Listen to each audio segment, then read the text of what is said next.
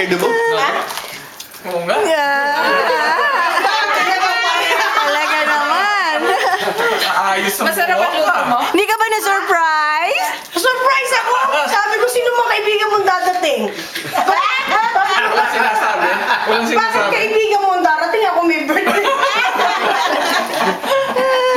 Sabay pinagluto ka, no? Pinagluto ako. Korte! Kakain mo ngayon yung niluto mo! Sabi ni Mami, kung sino daw makaimbita sa'yo, bibigyan